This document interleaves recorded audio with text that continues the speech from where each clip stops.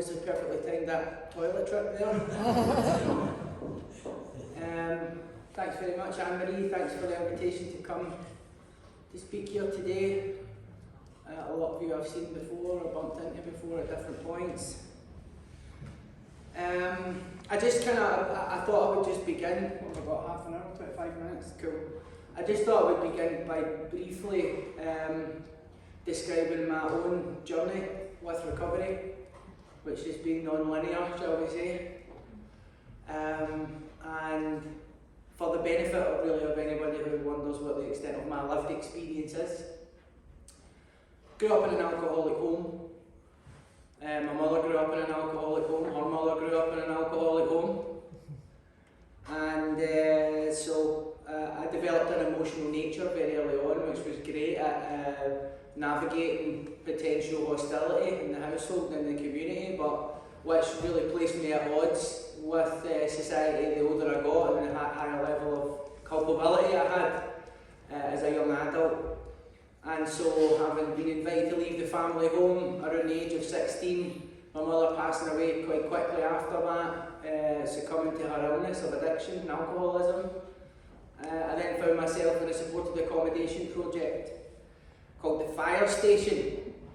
And it was there that I remember for the first time purchasing a bottle of cider just to have it in the house. I didn't drink it, but I made the decision to buy that when there were other things that I was needing.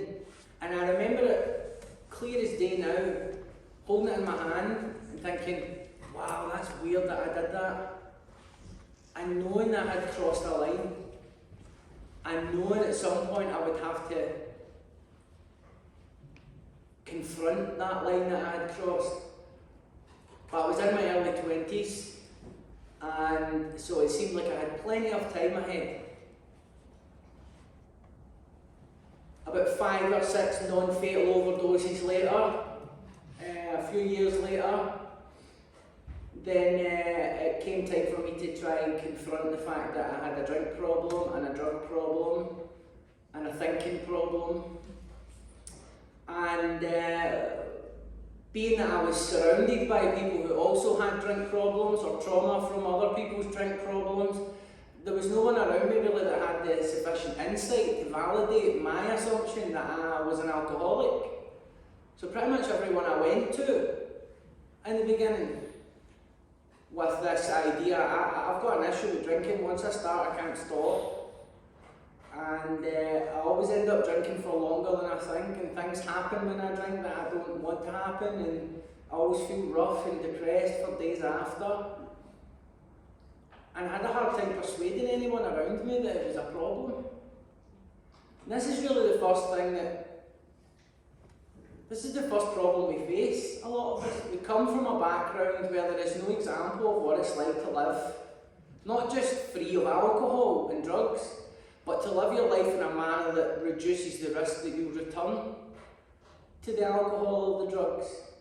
And this is what Anne-Marie talks about when she's talking about speaking Mandarin.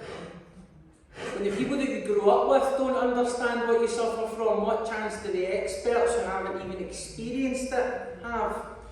And so my work has always been concerned with that issue of what I call proximity, that distance between the people who are in the trenches dealing with this and the people who command the vast resources and influence, not only to shape the discourse and to shape the policies, but often to manufacture the opinions that they require in order to proceed with the course of action that they've already decided, irrespective of the evidence to the contrary.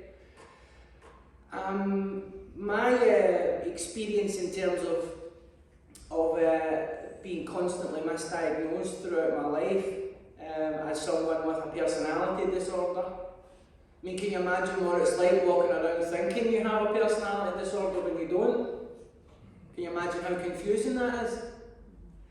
Can you imagine what it's like to be told by a psychiatrist on the phone that there's nothing that they can do for you, and that you can't die by overdosing on LSD anyway, and that my problem is all part of my personality? and I was told that on a phone call after attempting suicide, or what I thought was attempting suicide. I have had numerous interactions with GPs throughout the years who gave me anti-anxiety medication, who gave me antidepressants, who speculated as to the roots and issues around my mental health. My big problem, of course, was that I didn't realise my main issue was alcohol, that I was using that to treat how I felt, and that had become my main problem. So at no point for about the 10 years that I was navigating the mental health landscape, which was far better resourced back then than it is now, no one thought to ask, Darren, just before we prescribed the powerful psychoactive addictive chemical compounds, how much are you drinking?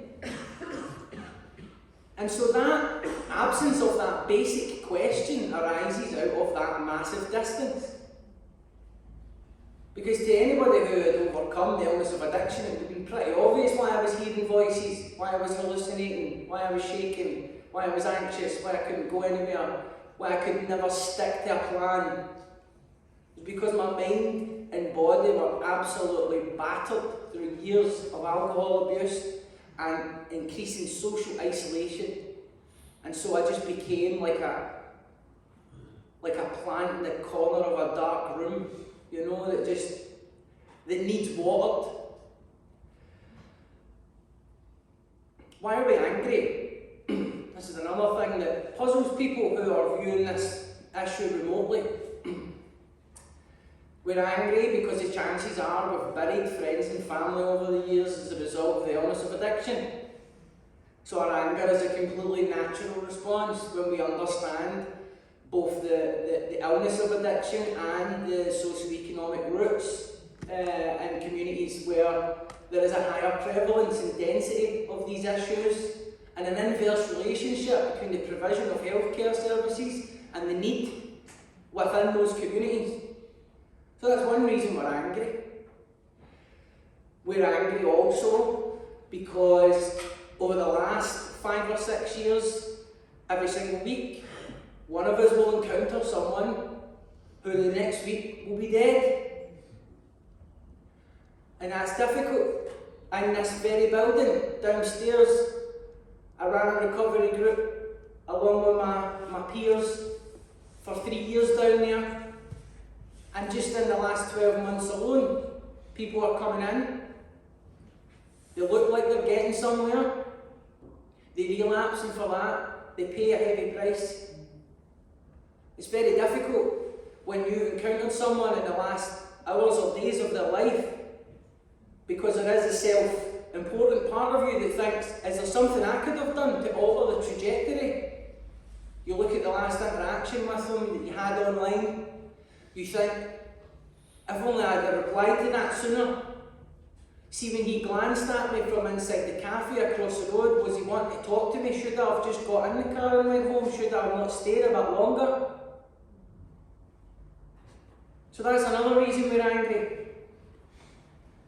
And then the third reason that we're angry is because people keep on pulling us up for being angry. But if they had to confront and deal with the sort of things that we've dealt with, they would be angry too, unless they're psychopaths. And I'm not speculating as to the personality diagnosis of some of the people that we're talking about. But of course, anger is only useful in optimal doses. Anger is a stress response. Anger inhibits our ability to listen actively. It constrains our ability to truly understand the dynamics that's going on around us. It's also a big turn-off after a certain period of time, because people recognise, whether consciously or unconsciously, it can be quite a corrosive emotion when indulged for too long a period. And also part of the business that we're in is that we have to get out there and be persuading people constantly to re-examine their prior beliefs about addiction, not as a moral failing but as an illness.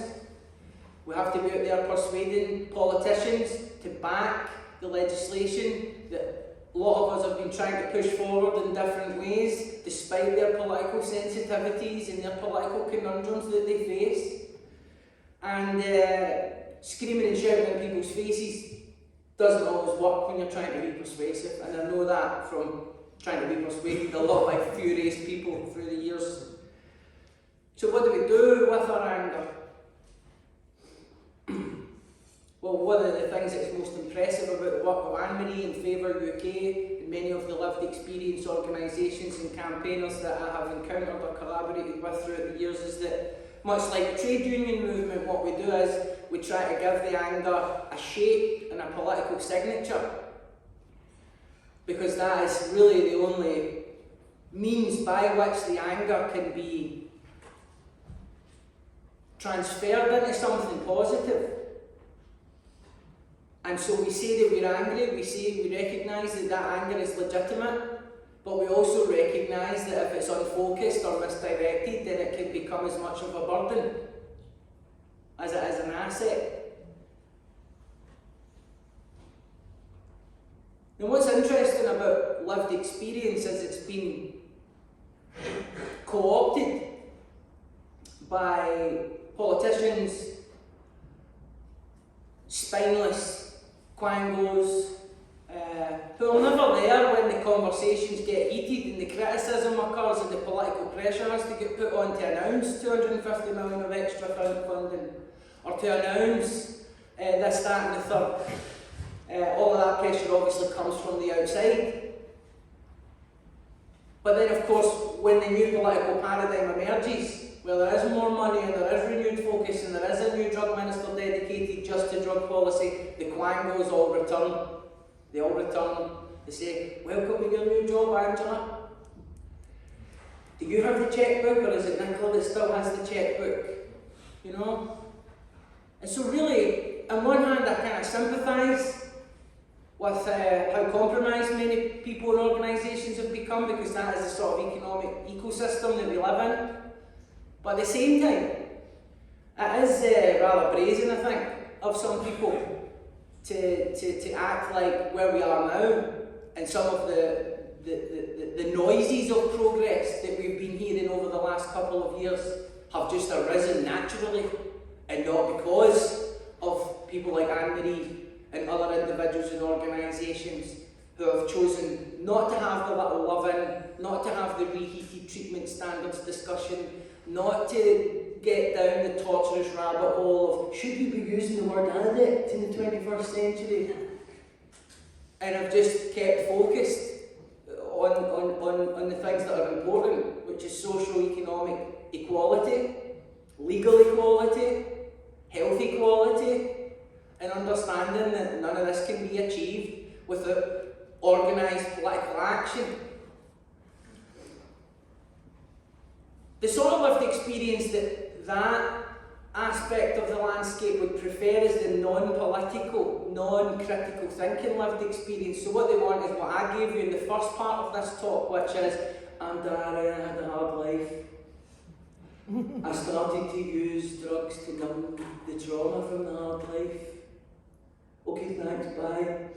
And I just go off, and then Katrina Matheson comes on and announces her plans. You know? So what you'll often hear when people talk about lived experiences, they want non-political, organisationally authenticating lived experience. Right? You need to watch out for this. They want people to just describe their suffering, and then they want them to go away and shut up. If they're lucky, the person might get paid to do that.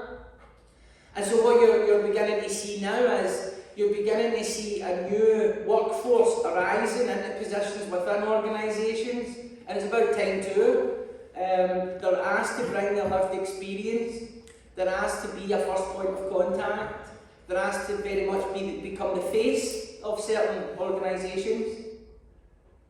But if you give them in a quiet moment and ask them, how much say do you actually have over what this organisation does, what it spends its money on? And you might be, well, surprised or unsurprised, depending on the level of your experience in this kind of game. The challenges that the politically engaged lived experience people face are numerous. We're living in a time where there is justified anxiety around fake news. There are movements out there that want to stoke scepticism of science and experts. And so people who come from a place of subjective lived experience, they can be easily dismissed as part of that. They can be easily dismissed as part of a movement of people who are arising at a time in culture where there is just genuine inability to discern fact from fiction. And that becomes a comfortable resting place for experts who lack the humility to recognise that their orthodoxies for the last 40 years are partly implicated in the drug death crisis that we see. There is also the fact that people with lived experience, despite their professional expertise, despite their ability to understand the issues, to articulate various complexities at play, because we choose to fully inhabit our humanity and not become a robot dispensing arse-covering jargon and waffle from a distance, then it means the way we speak, the tone that we take, our emotions, our behaviours are all under a microscope in the way that a polished professional is not having to deal with. And so by default, simply by being human, and sometimes our flaws being on display, we end up at a disadvantage, particularly when the public has been trained wrongly to revere the words and commitments and expertise of people who look and sound a certain way, irrespective of how much pish they actually talk. Anne-Marie talked there about a recovery perspective, and one of the things that I know from my own experience and from many working in various different fields, from drug sector to violence reduction, academia, healthcare, people who are in recovery, people who came to understand it wasn't just the alcohol and the drugs that were the problem, but their emotional nature, whether acquired through trauma, the environment, or just by some kind of genetic cultural chance. They recognise that abstaining from alcohol and drugs is not enough. They recognise, whether it's fair or not, that they have to live by certain principles in their life. And that is living by or aspiring to live by these principles, sometimes, often, in my case, imperfectly,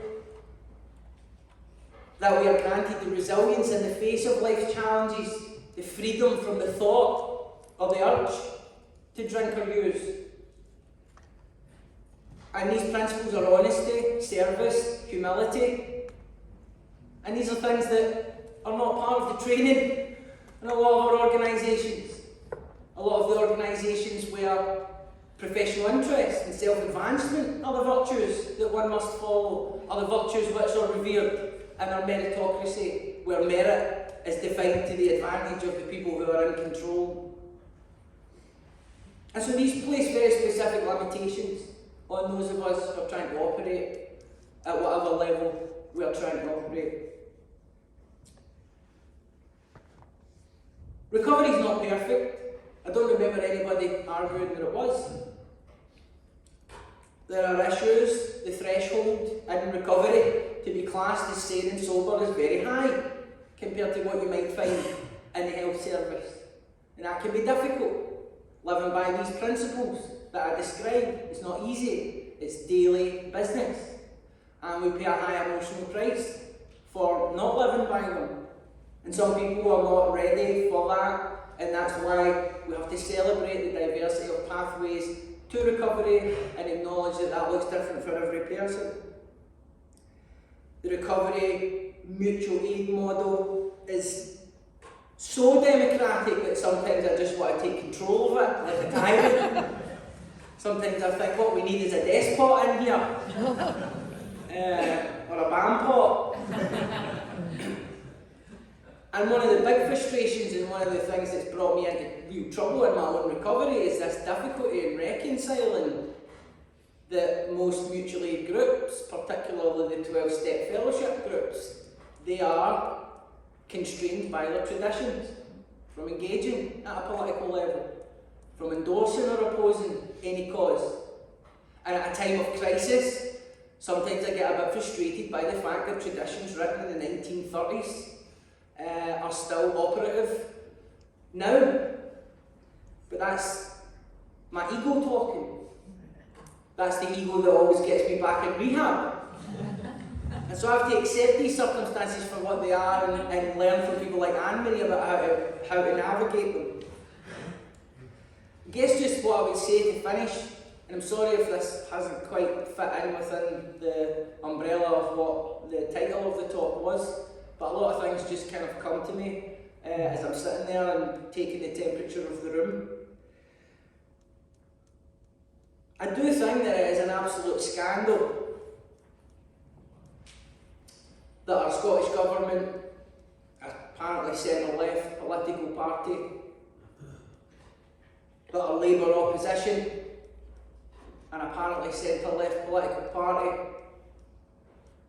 have decided to play hot potato with this notion of a right to treatment. I do think that that is shameful. I do think that that is scandalous. And it can be because they don't understand. So they're behaving in this way in spite of their understanding, and that in itself shows the level of inequality that exists, because they're more attuned to the interests of politically lucrative, electorally lucrative demographics who harbour centuries of medieval prejudice about addiction.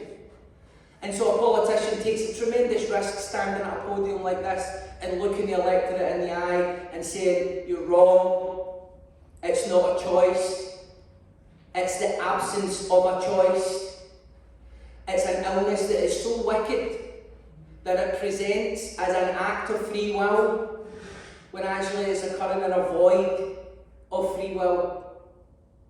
And so I think part of going forward is recognising any opportunity that we have to place pressure on political leadership at the very top of these institutions, because they rest on a very self-regarding but very uninformed section of the electorate that likes to think it's knowledgeable, that likes to think it's generous, that likes to think it's compassionate, but understands these issues at the most surface level, as evidenced by Nicola Sturgeon herself when she said she dropped the ball, as evidenced by Nicola Sturgeon herself when she admitted, and I commend her humility, that she understands this issue very little, and so she relies on that information ecosystem of advice and orthodoxy, which, as I said, is implicated very much in the reproduction of death and despair and dysfunction. Because what do you do when you don't know?